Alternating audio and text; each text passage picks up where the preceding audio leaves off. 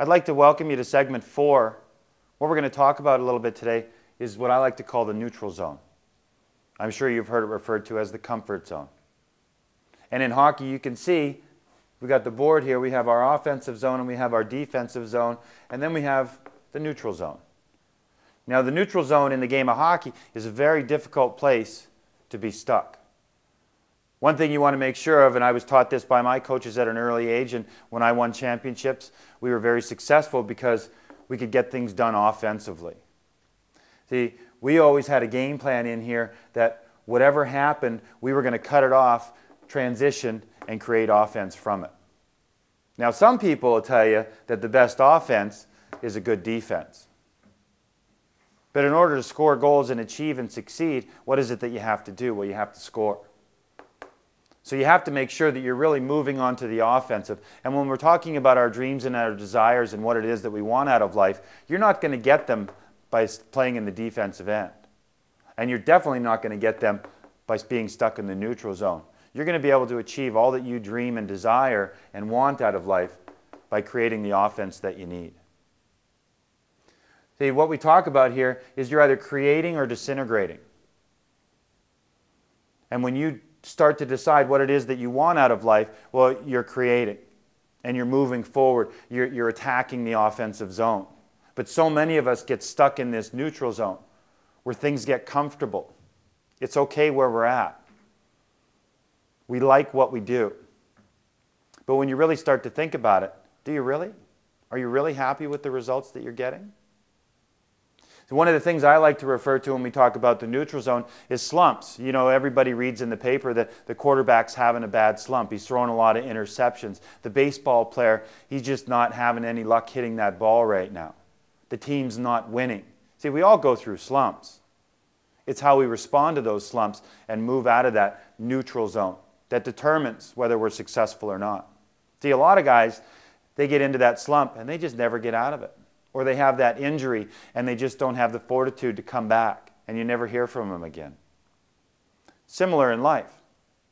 We go through things that are going to cause us or have us react in a way that we're just going to move into that defensive, and we're not coming out of that defensive zone. We're going to be defensive in everything that we do.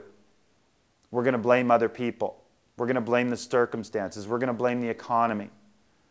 See, it's easy to be in the defensive zone. It's hard to be in that offensive zone. It's hard to take control of your life. But you're the only one that can do it. No one else can do it for you. See, when those players, and the great players, they all come out of those slumps. And what do they attribute it to? Well, a lot of them are going to attribute it to the help of their teammates. And it is about having the support team that you need, whether it's in the workplace, at family, or your friends. It's having that support to say, you know what, it's okay, we're going to get through this. We can help. You have what you need inside you to do it. You've done it before. And it's about being able to recall all those and get out of that neutral zone, that danger zone, where nothing really happens. What we want to make sure of is that you're always moving forward. See, when you start to fall into that neutral zone, what happens is you really start to disintegrate. You're starting to fall apart. And you don't even realize it.